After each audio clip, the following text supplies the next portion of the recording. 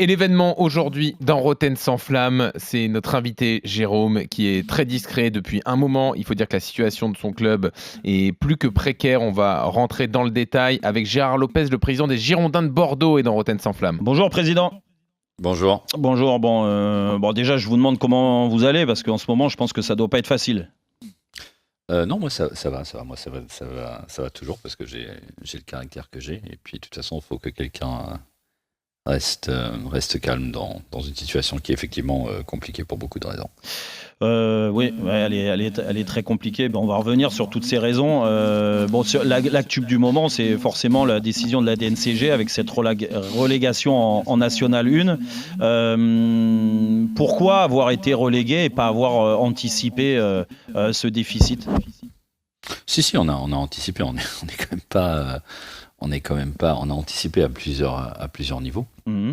Le premier, c'est qu'on connaissait le déficit et donc on savait comment le combler. Moi, j'avais promis de rester au club, même s'il allait en Ligue 2, et c'est ce que je fais. Et donc, je remets, pour le dire vulgairement, je remets la main à la poche. Ça, c'est les 10 millions de fonds propres supplémentaires. Ouais, il y a de l'argent qui arrive de la Ligue, etc. Et puis, il y a à peu près la moitié qui sont des ventes. Des ventes où on est assez certain de les faire, sauf que voilà, là, maintenant, ça doit attendre un tout petit peu. Et dans tout ce contexte-là, en fait, il y a des garanties qui ont été données déjà par le passé et qui existent d'ailleurs jusqu'au 30 juin, qui devraient être valables, mais voilà, qui font que les prêteurs, on va dire, une approche un peu différente. Et donc là, ça nous a forcé tous à nous mettre autour de la table, autour de cette fameuse garantie. Alors attendez, juste pour qu'on comprenne bien tout, Gérard Lopez, parce qu'on n'a pas tous forcément le vocabulaire économique en tête. Donc il y a un trou à combler. 40 millions, c'est ça qu'il faut justifier à la DNCG. On est d'accord ? Non, oui, ça c'est le point de départ. Et puis d'accord. il en reste 22. Alors attendez, avant d'arriver à ces 22, donc vous avez dit que vous avez remis la main au pot, c'est-à-dire donc 10 millions de fonds propres supplémentaires, c'est ça ? C'est ça. D'accord, ça, ouais. donc là il en reste 30 de ces 40 millions.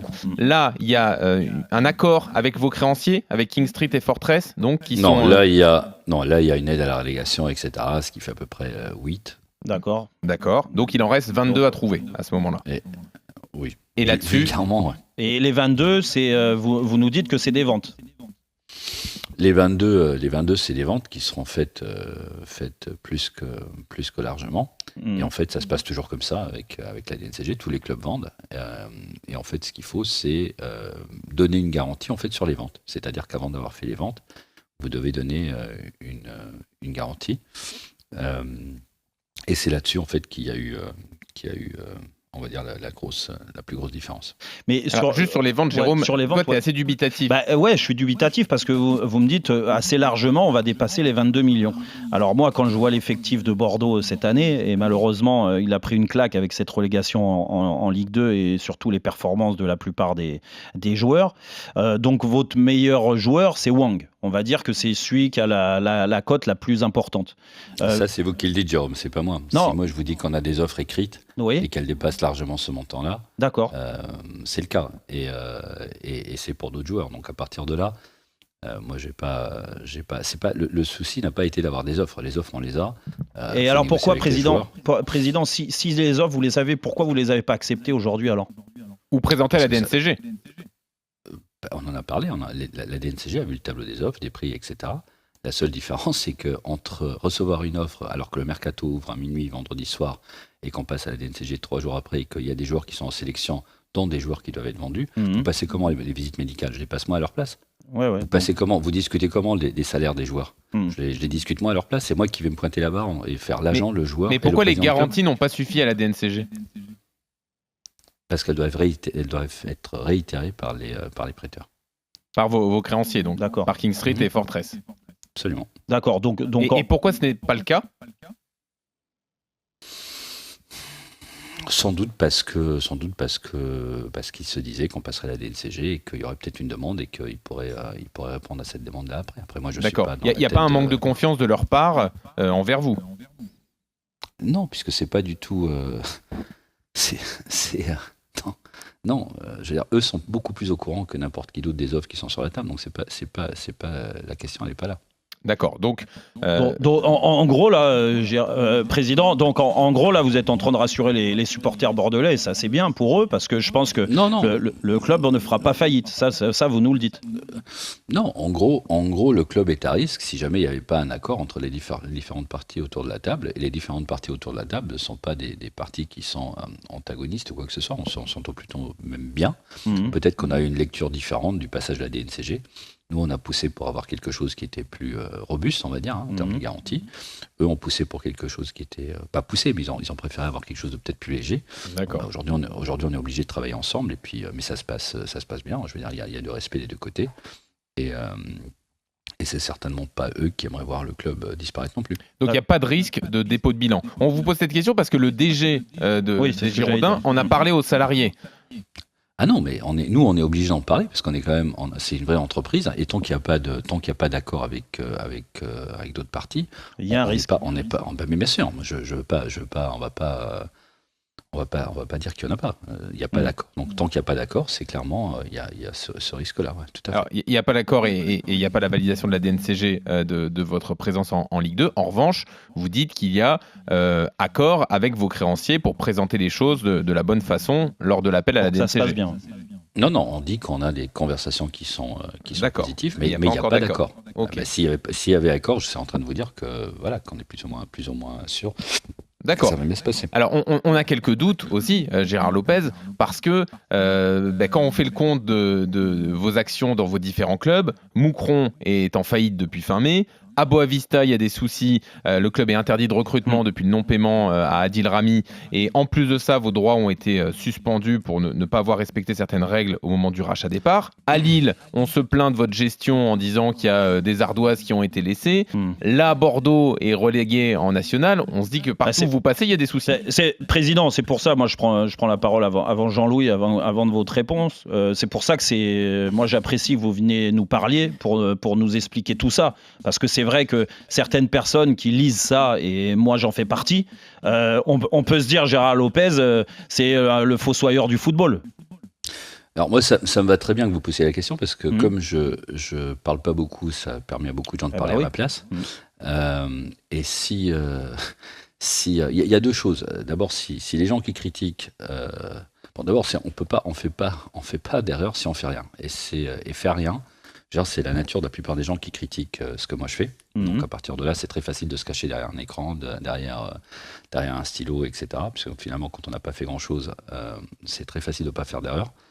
Alors que quand on fait, il y a toujours la possibilité de faire des erreurs. La deuxième chose, c'est ce que les gens savent, mais ne disent pas, c'est avoir une mémoire très courte. Donc si on reprend tout, puisque ça me pose absolument aucun problème. Faisons club par Non, mais j'y vais à club place parce que c'est moi.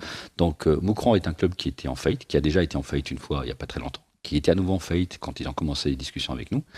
Et Moucron en fait servait de plateforme pour la deuxième équipe de Lille, avec des charges sociales et charges patronales pour des joueurs qui étaient bien inférieures à ce que payait Lille pour un club de l'équivalent de 5e division pour jouer en première division en Belgique.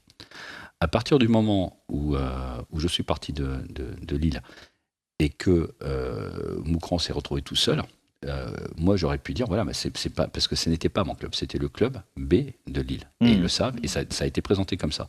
Et écoutez bien comment la chose a été tournée. C'est-à-dire que moi, on m'a demandé au niveau de Moucron d'aider encore un tout petit peu pendant 2-3 mois, histoire de trouver un repreneur. Donc j'ai aidé à la place du LOSC, puisque le LOSC n'a pu payer ses factures. Et j'ai aidé 2 mois, 3 mois, 4 mois, 5 mois, toute la saison. D'accord. Et in fine, on est arrivé à la fin de la saison, et ce n'est pas mon obligation personnelle de me substituer à des gens qui ne payent pas leurs factures. Donc ça, c'est de la faute d'Olivier Létang, c'est ce que vous êtes en train de nous dire. De Lille. Moi, j'ai pas de problème à dire qu'Olivier Létang est responsable de ne pas avoir payé cette facture, mais bien sûr, bien entendu. Ok. Passons à Boavista avec l'histoire Adil Rami, alors. Donc Boavista, c'est pareil. Boavista, c'est un club... donc, il faut savoir que parmi les clubs que j'ai repris, et le LOSC en fait partie, il n'y en avait aucun quand même qui brillait par des finances extraordinaires. Donc... À la reprise, c'était des clubs soit en difficulté, soit des clubs qui avaient des dettes, soit des clubs qui avaient du mal à exister et qui ne pouvaient pas simplement plus payer. Et donc là, moi, ce que j'ai toujours dit, je ne m'en cache pas, et c'est une des critiques que je reçois, mais voilà, je continuerai à le dire, c'est que vous pouvez pas fonctionner simplement avec une billetterie avec des sponsors et avec des droits télé, si vous avez on va dire, une taille qui est bien au-delà en fait, de ce que ça peut vous apporter. Donc si je prends l'exemple de Boavista, c'est pareil. Moi j'ai repris Boavista, il y avait 54 millions de dettes. Personne n'en parle. On en a remboursé un gros paquet. Personne n'en parle non plus. Il y a des joueurs qui ont été pris, qui sont des choix en fait, pour le coup là même pas d'Admar Lopez, mais qui sont des choix de par ailleurs et qui n'ont pas donné satisfaction. Moi, je ne gère pas le club. Le président a décidé de traiter certains dossiers d'une certaine façon. Le club vient juste de recevoir, hier ou avant-hier, vient de recevoir son autorisation en fait, à participer au championnat, sans problème. Il aura son autorisation aussi pour acheter des joueurs. Mais c'est un club que j'ai sauvé, c'est le 5e club portugais, que j'ai sauvé de l'abandon. Et je pense que le président l'a dit assez souvent, pour savoir que l'argent qu'on a mis, et c'est beaucoup d'argent, a permis de sauver un club en fait, qui était voué tout simplement à la disparition. Donc c'est pareil. Aujourd'hui, quand on vient me critiquer sur Boavista, c'est des gens qui critiquent, qui n'ont jamais mis un sou dans quoi que ce soit, qui ont la critique facile, parce qu'effectivement, critiquer, c'est pas payer, qui ne connaissent pas les dossiers. C'est-à-dire que quand vous arrivez à Boavista et qu'ils vous disent qu'ils ont à peu près encore 3 semaines à tenir avec la dette qu'ils ont, et qu'aujourd'hui, 2 années et demie après, ils sont en première division, ils ont des bons joueurs, ils commencent à développer des joueurs, ils ont l'école de foot, les U13 qui sont champions, les U17 qui viennent de monter en première division, etc. Je veux dire, personne ne parle de ça. Pourquoi ? Parce que c'est, comme j'ai dit, c'est la critique facile pour Lopez. C'est que je suis arrivé dans le foot en France, il y a des gens qui sont là depuis 25 ans, qui n'ont jamais gagné un titre, et moi, qu'on le veuille ou pas, non mais on va être cash là. Oui, allez-y. Moi, qu'on le veuille ou pas, je suis arrivé, première année compliquée, deuxième année Ligue des Champions, troisième année Coupe d'Europe, et quatrième année champion.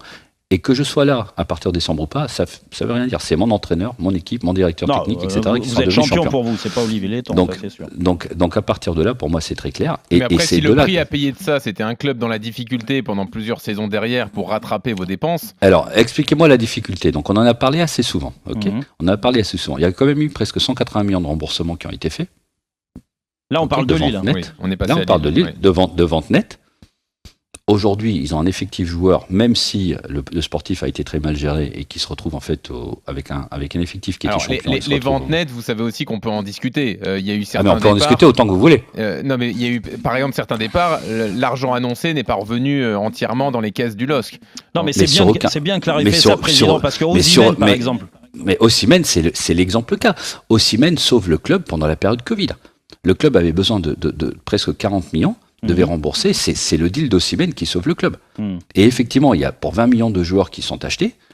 Moi, je peux vous dire aujourd'hui que le défenseur central d'Arsenal qui était chez nous a été prêté à 3. Il n'a pas joué une minute, même pas en deuxième équipe. Il a été prêté quelque part en Europe de l'Est. Il est revenu chez nous. Et il a été vendu pour 28 millions. Donc dire aujourd'hui qu'il y a 4 joueurs qui ont été achetés, que ça ne vaut pas un clou, etc. Moi, ça m'intéresse pas. Moi, ce qui m'intéresse, c'est que c'est la vente d'Osimhen qui a permis de sauver le club. C'est la vente de Mike Maignan, de Botman, de Renato Sanchez, etc., qui font que ce club aujourd'hui a un des effectifs les plus riches en France, ou l'avait en tout cas, quand je l'ai laissé, puisque le club était champion, ou est devenu champion. Aujourd'hui, comme j'ai dit, c'est plus moi qui m'en occupe, donc le sportif, c'est pas de... Mais bon, ça, on peut dire que ça a été mal géré. Et on a quand même ils n'ont pas exactement la même version en disant qu'ils ont encore des choses à rattraper de votre présidence, avec des commissions encore à régler. Mais bien entendu. Voilà. Mais bien entendu qu'ils ont des commissions à régler, puisque des agents ont fait du travail, ils doivent les payer. Mais moi, c'est pas, je veux dire, depuis quand vous payez pas les factures que vous devez payer? Genre ça, c'est en fait, et c'est pour ça que je vous dis, c'est facile de taper dessus. Moucron, j'ai expliqué. Boavista, j'ai expliqué, oui, et je veux dire, c'est pas moi. Vous comprenez quand même que tout mis bout à bout, ça pose question. Y a plein d'entrepreneurs qui reprennent des clubs aussi en difficulté, où il y a des dettes. D'ailleurs, si les clubs étaient en bonne santé financièrement, sans doute que vous ne pourriez pas les acheter, puisqu'ils ne seraient pas vendeurs ou il n'y aurait pas d'actionnariat à rechercher. Mais combien de joueurs a vendu le LOSC ? Et d'autres entrepreneurs ont moins de soucis que vous, parce que quand les mettez bout à bout, il y a de quoi se poser des questions. Combien de joueurs a vendu le LOSC pour survivre ? C'est-à-dire à votre période ? Non, là maintenant. Depuis que je suis parti, ils ont dû vendre combien de joueurs pour aucun. Bon, alors répondez-moi clairement, est-ce que c'est un club qui est en difficulté ? Eux disent que oui. Olivier Letton dit que oui, lui. Mais alors pourquoi pas vendre des joueurs ? Ils font comment alors ? Ils ont des arbres où l'argent pousse et ils payent avec ça ? Je pense qu'ils vont vendre Botman, ils vont vendre Renato Sanchez. Vous voulez dire qu'ils sont pas tant en difficulté que ça ? Non, mais moi je vous pose la question. Moi c'est une question factuelle. C'est pas. Moi, mais si vous posez cette question, vous avez une idée derrière. Bien sûr. Si vous avez des difficultés, vous faites quoi ? Vous vendez des joueurs. Oui. Bon. Cette année, c'est un des clubs qui sera le plus profitable en Europe. Donc Olivier Letton ment quand il dit qu'il a des difficultés financières. Bah, c'est à lui de poser la question. Demande-lui pourquoi ils vont pas d'argent. Ils Demande-lui vendent pas d'où de vient joueurs. l'argent. D'où vient l'argent alors S'ils vendent pas de joueurs, d'où vient l'argent? Bon, a priori, les ventes vont arriver un peu plus tard dans le mercato. Oui, mais Mais ils c'est ont pas fait comment pour pour boucler payer les alors ventes. jusqu'à maintenant? Depuis que je suis parti, ça fait quand même 18 mois. Ils ont fait comment? Ouais, non, mais d'accord. Bon, Ouais, ok. Ah non, mais non, c'est pas d'accord, c'est clair. Non, mais Je veux dire, c'est pas président, on a donc l'impression que c'est un délit de sale gueule de la part d'Olivier Létang envers vous, qui vous en veut en fait. Parce que c'est lui qui fait fuiter tout ça. Bah, je sais pas si c'est lui qui fait fuiter tout ça, mais si c'est le cas, bah, c'est parce que peut-être ils étaient quasiment sûrs de ne pas avoir le même réussite sportif, et donc il faut trouver quelqu'un pour taper dessus, c'est tout. Moi, Bon. président, il y a juste, je voudrais revenir après, on sur, va revenir juste, sur la saison. sur juste Des Girondins. Boavista. Vous nous expliquez, et c'est très bien, et je vous en remercie, d'expliquer tout ça et d'essayer d'aplanir certaines choses aussi. Mais le cas de Adil Rami. Moi, quand je vous dis que c'est le problème d'Adil Rami était plus payé et aujourd'hui, donc il est en Il y a une procédure. en conflit avec vous. Voilà. Il y a une procédure avec vous. Il est pas en conflit avec moi, puisque je siège pas au conseil d'administration, je suis pas exécutif au club, et effectivement, c'est un club qui est complètement géré en autarcie, c'est-à-dire que je peux vous assurer que je participe à aucune réunion, D'accord. et la décision de prendre... Oui, mais vous êtes d'y aller propriétaire, comme ça. président. Mais entre être propriétaire et prendre des décisions, il y a quand même Oui, mais une sauf énorme que différence. sauf que vous savez très bien, et j'en ai fait partie, que quand on donne, je pense que quand Adil Rami vient à Boavista, il échange avec vous. Je ne lui ai jamais parlé. Non, jamais. Jamais. Jamais. Donc vous n'avez pas Quand donné, je vous dis, vous avez pas quand donné je vous dis- votre aval sur le fait de recruter Adil Rami. je ne lui ai jamais parlé. D'accord. Et alors pourquoi il n'a pas été Qu'on payé? soit clair. Et vous n'êtes pas Faut- responsable faut- de ça. faut donc- demander à la décision au club pourquoi ils ont décidé de procéder comme ça. D'accord. Ok. Après, moi, je peux dire que on m'a expliqué qu'il y avait eu un mauvais comportement avec ça, mais moi, je peux pas l'infirmer ou l'affirmer puisque je lui ai jamais parlé. D'accord, ok. Mais vous savez aussi très bien que quand il y a des bruits comme ça, c'est pas des bruits, il y a des procédures, des salariés qui sont plus payés, des joueurs qui sont pas payés. Forcément, c'est votre image qui prend Mais c'est le cas. Mais c'est dans le la cas. tête. Mais c'est le cas à Moucran. C'est le cas à Moucran où au moment où se termine la collaboration avec le LOSC et donc au moment où le LOSC décide de ne plus payer, pour moi, la décision de Moucran, elle est claire et nette. Et donc, on me demande à chaque fois de payer derrière, en retard d'ailleurs, on me demande de payer tout simplement parce qu'on est en attente. Non, le club est en attente d'un mais repreneur. président, Voilà. Moucron, on a compris, et moi je vous fais confiance là-dessus. Vous nous avez dit que c'était Lille, ok, il n'y a pas de souci. Mais à Boavista, il y a des joueurs, il y a des salariés, il y a des kinés qui sont plus payés depuis un certain temps. C'est quand même le rôle du propriétaire, rassurez-moi. Boavista, c'est pour une autre raison, c'est parce qu'il y a des factures à recevoir qui n'ont pas été reçues, qui ont été bloquées et qu'elles doivent être recevoir. Et je vous dis, moi j'ai à gérer un budget. C'est la seule chose. On me présente un budget, je l'accepte. Imaginez-vous, vous êtes à la maison, vous budgétisez, je sais pas, vos coûts mensuels, Mhm. et vous tombez d'accord sur une année. Et qu'après le 3e mois, on vous dit, ah ben non, on avait oublié un truc, etc. Non, moi, mon rôle de propriétaire, c'est de faire en sorte que ça soit respecté. D'accord, ok. Oui, mais Et c'est le cas. D'accord. Quand c'est pas le cas, bon, voilà. Bon, on va revenir Alors, à Bordeaux. Oui, maintenant, alors à parce que- Bordeaux, on est d'accord, vous êtes quand même dans l'opérationnel, même si Ouais. vous avez nommé des gens. À Bordeaux, je suis très présent. Alors dans ce cas, on va pouvoir parler en détail de la saison bordelaise. Comment on en est arrivé à une relégation en Ligue 2 avant le passage de la DNCG sportivement, c'est relégation en Ligue 2 pour les Girondins de Bordeaux. Et sur le bilan de la saison, Jérôme, tu as plein de questions pour Gérard Lopez. Sur le bilan de la saison, oui, président, là, c'est du début jusqu'à la fin. C'est vrai que c'est terrible ce qui vous est arrivé à l'ensemble du club, bien sûr, dont vous êtes totalement le responsable. Moi, il y a des choses qui m'interpellent. Déjà, est-ce que vous avez des regrets dans un premier temps? Et lesquels? Oui, bien sûr. Il y en a plusieurs. C'est au départ peut-être d'avoir, comme vous savez, il y avait pas mal de promesses de gens qui voulaient s'associer, etc. Mhm. Ça a fait perdre un peu de temps. Et finalement, ces associations en fait n'avaient tout simplement pas d'argent pour s'associer. Donc bon, il y a quand même des semaines qui ont été perdues. On a repris le club très tard. Attendez, c'est-à-dire là, ce que vous disiez, c'est des sponsors, c'est des gens qui des pouvaient rentrer dans le investisseurs. capital, Non, il y a des gens qui, investisseurs. il y a des gens qui avaient proposé d'investir, etc. Bon, si on Et devait puis- se tenir qu'aux promesses qui ont été faites, le club aujourd'hui. Bon, bref, on Donc va ça veut pas- dire que on va dès le pas, début, vous épiloguer pensiez là-dessus. avoir un peu plus de moyens et que vous ne les avez pas eu. Non, Pour non, parler c'est juste clair. qu'on a attendu. Non, on n'aurait pas changé l'enveloppe, on aurait juste Ouais. distribué différemment. C'est juste qu'on a attendu, et puis voilà, il n'y a pas grand-chose qui s'est passé. Et puis D'accord. on a été pris par le temps. Donc ça, c'est la première chose. Ouais. La deuxième, c'est que n'ayant pas beaucoup de temps, j'ai le regret de sans doute pas avoir modifié encore un peu plus on va dire, le sportif, le vestiaire, etc. Parce qu'il est clair que j'ai été déçu, mais ils le savent, hein, donc j'ai été déçu par une série de joueurs d'expérience sur la capacité à porter les jeunes. Il n'y en a pas eu, pour être clair. Lesquels Alors attendez, puisque vous allez sur les joueurs d'expérience, allons-y, parce que c'est un des dossiers que Jérôme veut aborder. Non, et ça c'est quelque chose que Jean-Louis, qui était entraîneur avant, m'avait déjà quelque part indiqué. Bon, bah là, j'aurais dû écouter. Et je vais pas aller sur des joueurs individuels, parce que c'est plus d'actualité. Là, maintenant, je suis sur autre chose, qui est la saison prochaine, la DNCG, etc. Mais il est clair que... Bon, après, vous voulez pas les nommer, mais on les connaît, on l'a vu dans la saison, avec qui ça a posé problème. Laurent Koscielny, Benoît Costil. Il est clair qu'il y avait un vestiaire à porter et que ça n'a pas été fait. Peut-être même pire. Il y a eu, donc ça a beaucoup joué dans une certaine ambiance qui n'était pas. Et là où je me suis trompé, c'est que j'ai toujours eu l'impression que c'était un vestiaire qui était cohésif, qui vivait bien, etc. Mais en fait, c'est toujours comme ça, c'est qu'à la fin que les vérités sortent, que les langues se délient, que les joueurs racontent des histoires, etc.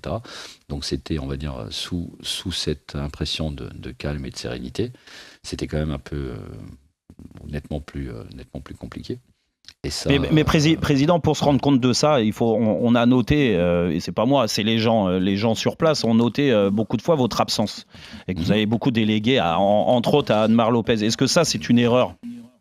Oui, je pense que j'aurais dû être plus souvent là, mais je pense pas que c'est mon rôle d'être dans le vestiaire. Non. Je commence à faire ça. Mais c'est ce que vous êtes en train de dire, parce que pour savoir ça, il faut que je sois dans le vestiaire. Eh ben oui. Il faut se mettre d'accord. Ben voilà, mais moi, je n'ai pas vocation à reprendre le rôle d'entraîneur ou à prendre le rôle de directeur technique ou un truc du genre. Si je commence à faire ça, vous savez, vous avez été joueur, vous savez ce qui se passe. C'est que je donne la voie ouverte aux joueurs pour qu'ils me contactent en direct dès qu'il y a un truc qui se passe pas bien. Oui, mais vous savez aussi que les joueurs, encore plus ceux qui ont de l'expérience, et vous citez les joueurs expérimentés qui vous ont déçus, eux ont besoin d'avoir un vrai boss. Mais moi, j'ai pas. Mais c'est mon regret. Donc vous m'avez demandé de vous répondre sur les regrets. C'est pour ça que je vous explique ça. C'est que ça, c'est un de mes regrets. Est-ce que vous êtes déçu du travail de Anne-Mar Lopez là-dessus ? Non, je suis pas déçu sur les joueurs qu'il a pu apporter. Mais il sait, on en a parlé ouvertement, il sait qu'il aurait dû être plus dur. Peut-être plus dur, voilà, c'est exactement le terme que j'allais chercher. Il aurait être plus dur et avoir plus un effet, on va dire, punitif parfois sur le vestiaire que simplement être... mais voilà, après on apprend tous de nos erreurs. Mais la question que je me pose, c'est pourquoi vous vous êtes pas dit, à 3 mois de la fin, là c'est la crise, là le club est vraiment en danger, j'arrête ce que je suis en train de faire, je vais au club au quotidien.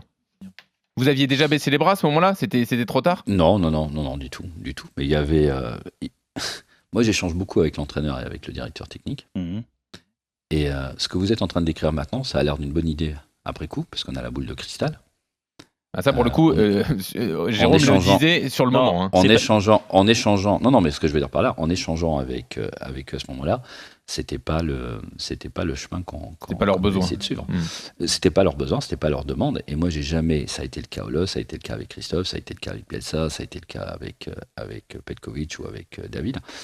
Moi, je me suis jamais permis de prendre la parole ou d'aller m'immiscer dans le vestiaire sans une demande explicite des gens qui travaillent là-dedans. Non, parce que ça se fait pas. Oui, après il peut y avoir aussi, malheureusement, et ça a été le cas toute la saison, en effet, entre les cadres qui sont pas au niveau et qui vous ont déçu, plus des gens qui dirigent le sportif, c'est-à-dire le directeur sportif et l'entraîneur. Il y en a eu 2 en l'occurrence.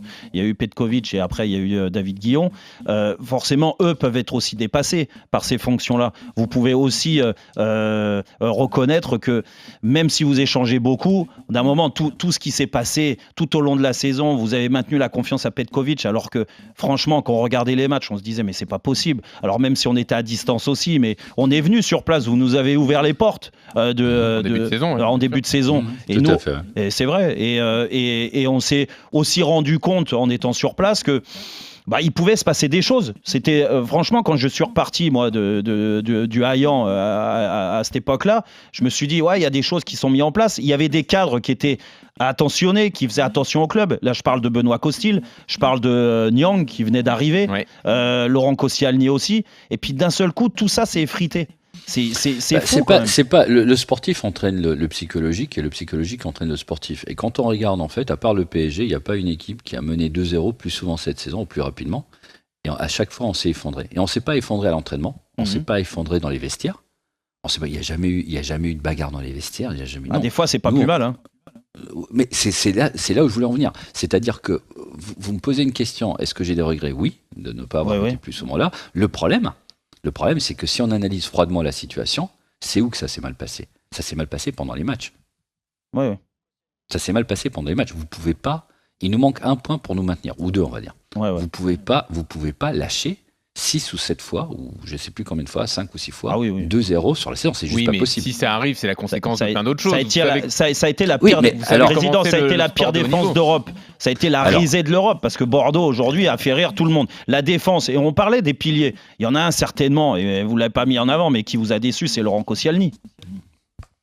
La défense a été catastrophique, mais elle a été catastrophique parce que tout simplement, dans la tête, ces joueurs n'ont pas été capables de faire ce qu'il fallait faire. Voilà. Quand vous prenez 60 ou 70 buts, c'est peut-être de la qualité. Quand vous en prenez 90 ou plus, c'est pas la qualité, c'est que psychologiquement, vous n'y êtes pas. Mais après, quand vous vivez la semaine à l'entraînement, que vous vivez le vestiaire, et que c'est pas ce que vous voyez, vous voulez faire quoi? En fait, comment vous voulez agir sur quelque chose quand le moment où vous pourriez agir, c'est-à-dire vous avez... vous en avez écarté un, c'est Laurent Koscielny, très vite. C'était une action parmi tant d'autres. Mais il vous a déçu, lui? Plus que les autres?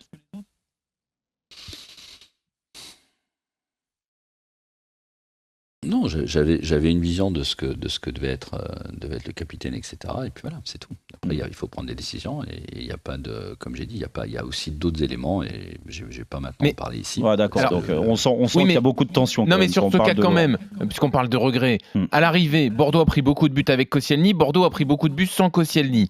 Il y a eu des recrues en défense qui n'ont pas forcément fait l'affaire. Est-ce que vous regrettez de vous être séparé comme ça de Laurent Koscielny? Non, ce que vous venez de dire, en fait, vous venez de donner une réponse à votre question. C'est-à-dire que vous avez dit il y a autant de buts avec l'un que sans l'autre. Donc le problème, c'est le groupe, c'est pas un joueur. Voilà, c'est tout. Donc après, dans ce cas, est-ce que ça valait le coup de faire une affaire de Koscielny qui était un gros salaire aussi? Parce qu'on sait qu'il y avait ça derrière. Moi, j'en ai pas fait une affaire. C'est-à-dire que vous donnez une certaine responsabilité à quelqu'un. Et puis voilà, si vous pensez que cette responsabilité n'est pas portée, il y a des décisions qui sont prises. Point barre. Il n'y a pas maintenant à épiloguer. Ni Laurent, ni moi, on doit épiloguer sur la chose. Il n'était pas d'accord. Moi, j'étais entre guillemets dans mon droit. Et puis les raisons pour lesquelles je fais, elle reste avec moi, elle reste avec lui et elle reste dans le vestiaire. C'est tout. Mais président, moi, je voulais rebondir. Alors, on a fait le tour de Laurent Koscielny. Il y en a un autre. Moi, je l'ai pris aussi pour moi. C'est que Benoît Costil, moi, je le connais depuis tout gamin. Et je trouve que ce traitement fait à Benoît était pas forcément mérité. Il était injuste. Qu'est-ce que vous pouvez dire là-dessus, sur ce traitement? Est-ce que ça fait partie de vos regrets aussi? Je n'irai pas commenter là-dessus. Non, vous dites rien. Non, je n'irai pas commenter là-dessus. Vous commentez pas parce qu'il y a une procédure en cours, c'est pour ça? Parce que du tout. Je commente pas parce que pour pouvoir commenter, il faudrait que Benoît soit là, il faudrait qu'on parle de choses qui n'ont rien à voir en fait à l'antenne. D'accord. Donc voilà. Enfin, il y a eu des accusations de racisme quand même envers Benoît Costil. Il y a des choses très graves qui se sont passées. Vous avez soutenu publiquement les ultras dans ce dossier-là, les supporters, alors qu'il y avait un conflit ouvert entre les deux personnes. C'est sûr que tout ça arrange pas le sportif. Ça nous étonne que vous commentiez pas quelque chose qui a fait quand même l'actualité de la saison des Girondins, qui a été très importante et sur lequel vous vous êtes positionné en faveur des supporters. Je me suis positionné comment? Par communiqué.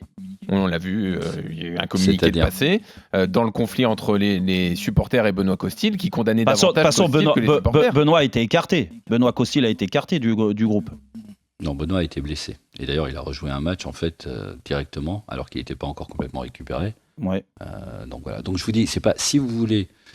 La raison pour laquelle je veux pas parler de ça, c'est parce que vous êtes en train de faire en fait ce que font la plupart, et c'est normal, et ça me va, je veux dire, je suis tellement habitué qu'il n'y a pas de problème. Allez-y. C'est que vous prenez 10 ou 20% des informations qui sont disponibles, et à partir de là, on construit une vérité. Donc, non, mais parce que, président, les informations, on les a pas, c'est pour ça qu'on vous pose cette question-là. Justement, sur Costil, on les a, et on a un peu plus que 20%. On a enquêté toute l'année quand même. Après, le président nous dit qu'il y a d'autres choses, donc je sais pas.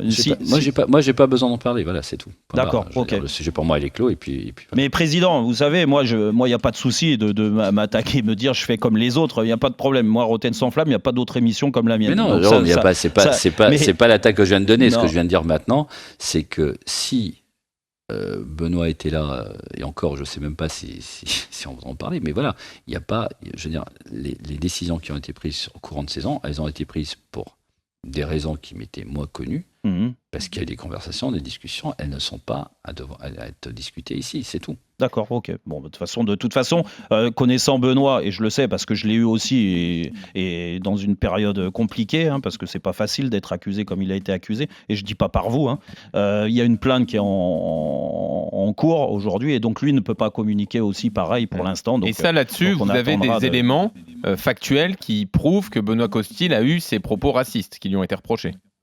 Et moi, j'ai pas. Non, vous allez où là? Ah non, mais je vous pose des questions. Non, mais Puisque vous dites qu'il y a d'autres choses et c'est ça le reproche qui a été fait cette année à Benoît Costil.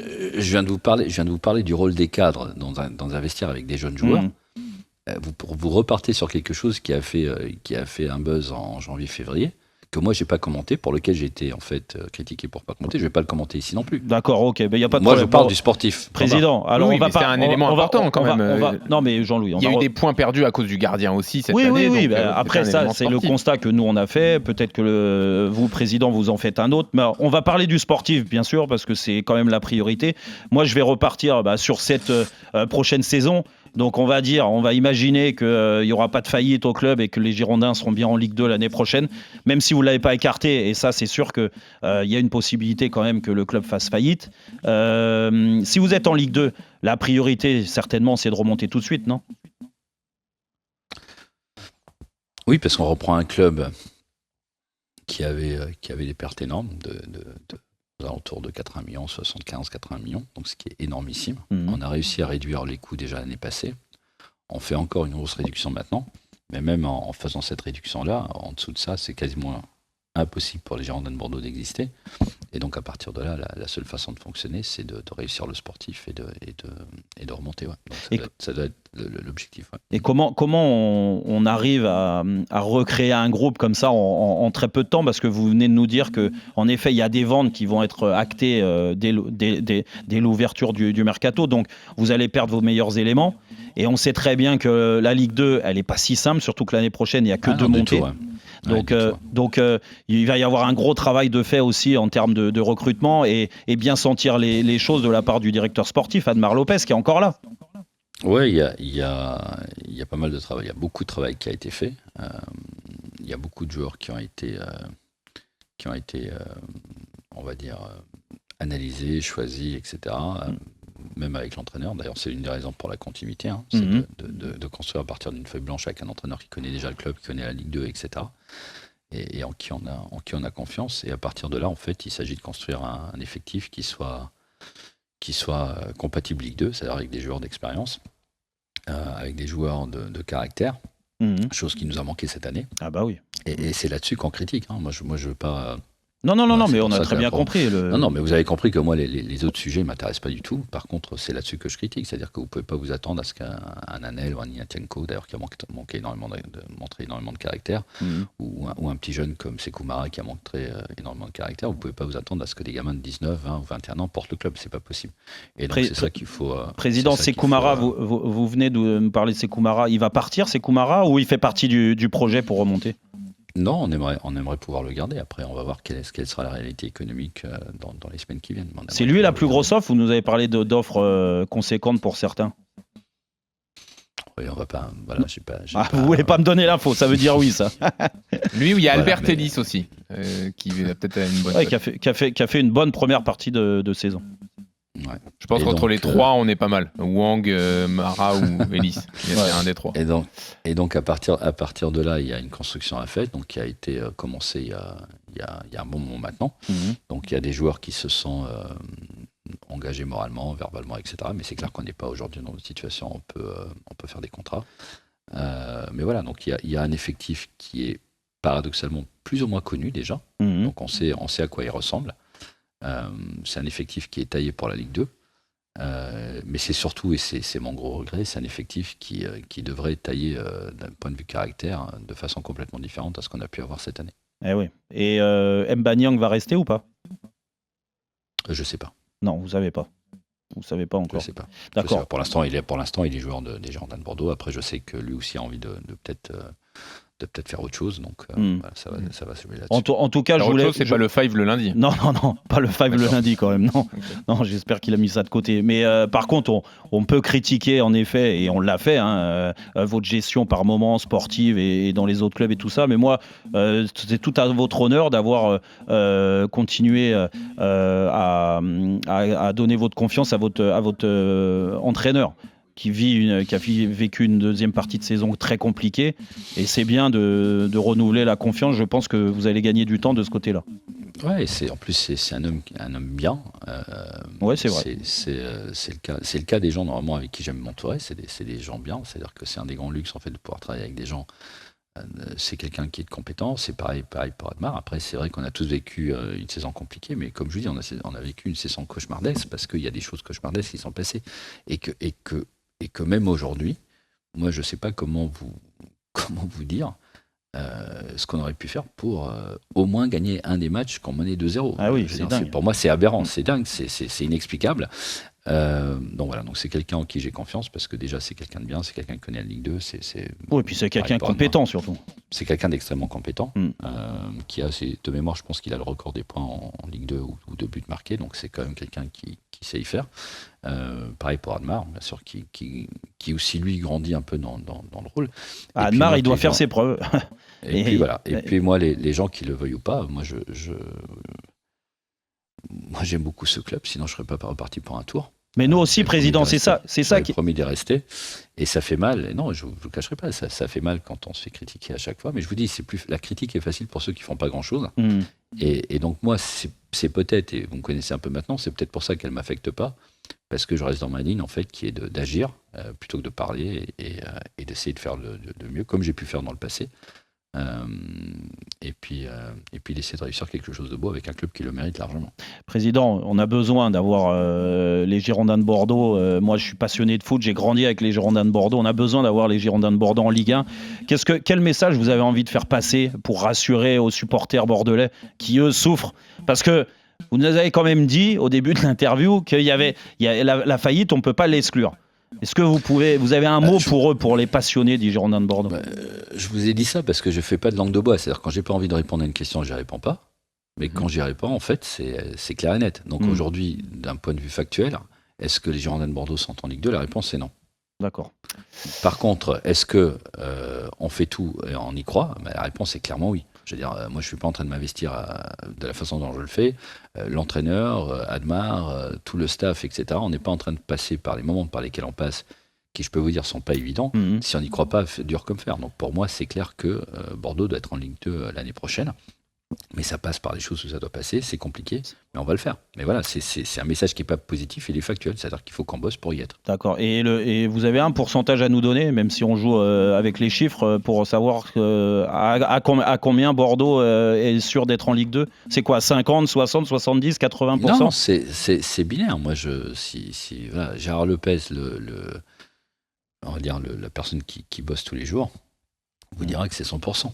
D'accord. Okay. Mais après, c'est pas moi qui dirige certaines choses et c'est pas moi qui prends toutes les décisions par ailleurs. Donc voilà, c'est tout. Gérard Lopez, dernière question. Christophe Galtier, qui était votre entraîneur à Lille, a de fortes chances d'aller à Paris. Il y a plusieurs médias qui mettent en avant cette information. Est-ce que selon vous, il a les épaules il a été champion de France avec vous à Lille. Ouais, vous connaissez bien. Est-ce qu'il a les épaules pour au-dessus, pour un grand club européen, pour peut-être gagner la Ligue des Champions ? Ouais, parce que c'est un meneur d'homme. C'est une approche qui. Vous savez que moi, je suis allé le chercher. Il était en situation un peu étrange, parce qu'il avait fait les bons résultats avec Saint-Etienne, mais personne ne lui donnait le crédit qu'il méritait. D'abord, il a eu le crédit qu'il méritait, et puis il a aussi grandi avec nous. Et je pense qu'aujourd'hui, c'est clairement un entraîneur qui peut mener n'importe quel club à avoir des résultats. C'est un vrai meneur d'homme. Donc, à partir de là, je ne me fais pas de soucis pour lui en termes de gestion, je dirais, d'investir. Et à partir de là, je veux dire, s'il a la possibilité de déployer ses capacités, je pense qu'il peut aller très haut et très loin. Ouais. Merci beaucoup, Président, en tout cas, d'avoir répondu à nos questions pour cette première interview depuis la descente du club. Et bien sûr, on vous souhaite tout le meilleur, de maintenir ce club en Ligue 2, bien sûr, est essentiel, et surtout de remonter assez vite. Ok, merci à vous.